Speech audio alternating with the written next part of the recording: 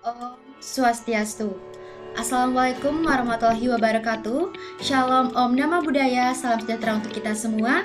Salam harmoni.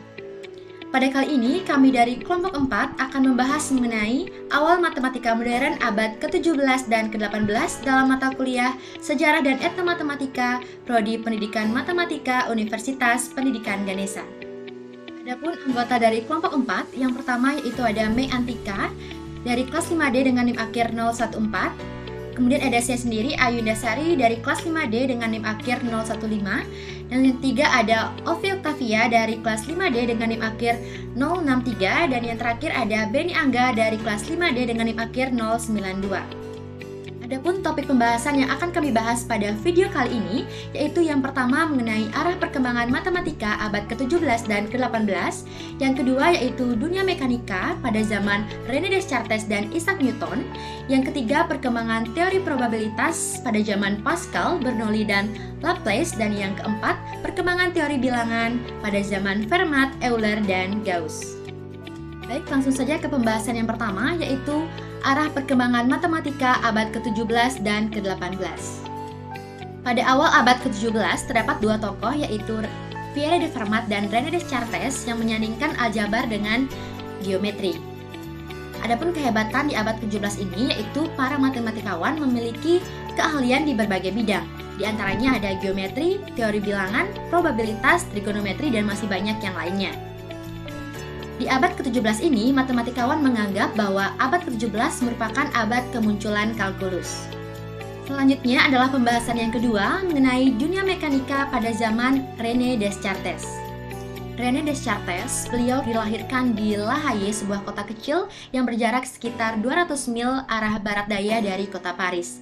Adapun rekam jejak beliau, yang pertama merupakan lulusan hukum di Universitas Poitiers.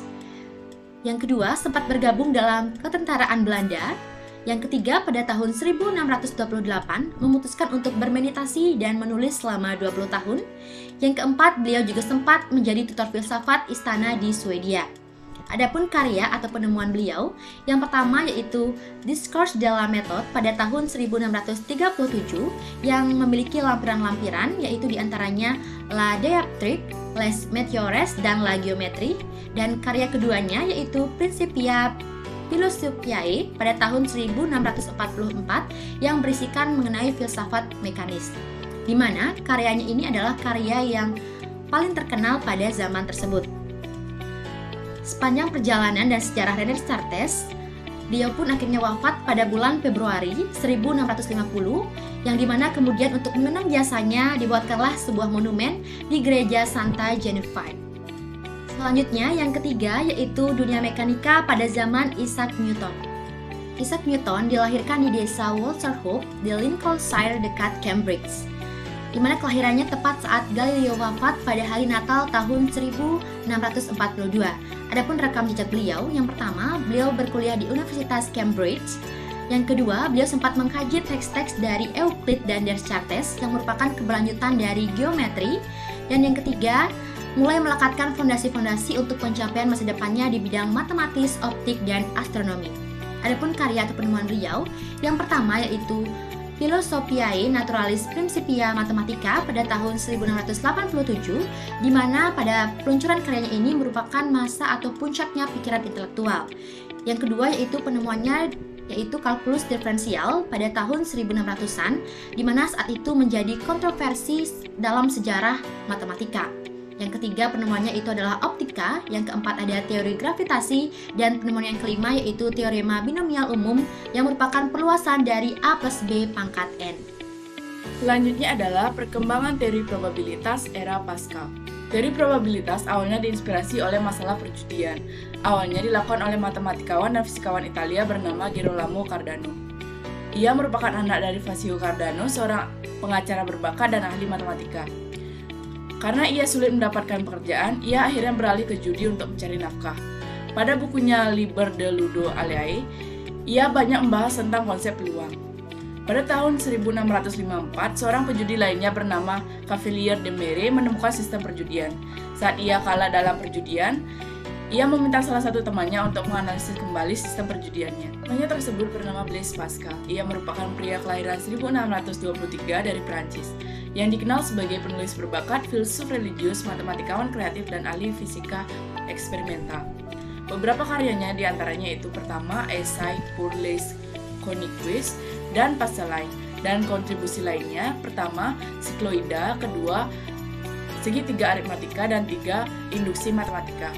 Untuk menjawab pertanyaan dari Cavalier de Mere, ia meminta salah satu temannya bernama Pierre de Fermat untuk membantu menjawabnya. Tahun 1654 merupakan tonggak besar sejarah perkembangan teori probabilitas karena pada tahun itu di antara bulan Juni dan Oktober mereka berdiskusi melalui 7 buah surat.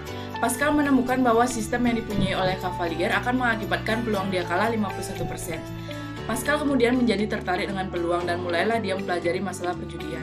Selanjutnya adalah perkembangan teori probabilitas era Bernoulli. Teori probabilitas kemudian dilahirkan kembali oleh matematikawan Swiss bernama James Bernoulli. Ia merupakan salah satu matematikawan kontinental yang paling dahulu memahami sepenuhnya saja ringkas dari Leibniz. Dari semua kontribusinya yang paling terkenal adalah Ars Conjectandi, yang terbagi menjadi 4 bagian. Bagian pertama berisikan tentang reproduksi de Rationis in Ludo Aliae karya Hughes. Bagian kedua memuat tentang hasil baku pada permutasi dan kombinasi. Bagian ketiga memuat 24 masalah terkait beragam permainan peluang. Dan bagian keempat memuat aplikasi-aplikasi kajian pada permasalahan kewarganegaraan, moral, dan ekonomi. Bukunya ini dimuat kembali pada karya Abraham de Moivre yang berjudul Doctrine of Chance or a Method of Calculating the Probability of Event in the Play. Baik, saya akan melanjutkan pada teori probabilitas, yaitu Pierre-Simon Laplace. Laplace lahir pada tanggal 23 Maret 1749 di Normandia dan meninggal pada tanggal 5 Maret 1827. Pada usia 16 tahun, Laplace masuk ke Universitas Caen. Ia ditugaskan sebagai profesor matematika dan polimet, yang karyanya sangat penting untuk mengembangkan rekayasa, matematika, statistik, fisika, astronomi, dan filsafat. Adapun karya dari Laplace diantaranya, yang pertama, Traité de Mécanique Céleste, yang dimana pada buku ini ditunjukkan bahwa semua gerakan anggota-anggota sistem planet di tata surya dapat didedukasi dari hukum gravitasi. Karya yang kedua yaitu Teori Analitik des Probabilitas, yang dimana pada karya ini juga disajikan solusi bagi hampir setiap persoalan klasik teori probabilitas. Dengan demikian, analisis Laplace tetap menjadi buku teori probabilitas matematika yang paling berpengaruh hingga akhir abad ke-19. Selanjutnya, perkembangan teori bilangan pada zaman Fermat. Beliau lahir pada tahun 1607 dan bidang yang paling digemari adalah teori bilangan. Fermat berkontribusi dalam penemuan geometri analitik, membangun fondasi-fondasi teknis dari kalkulus diferensial dan integral. Fermat telah membangun sebuah teori yang sekarang kita sebut sebagai geometri analitik.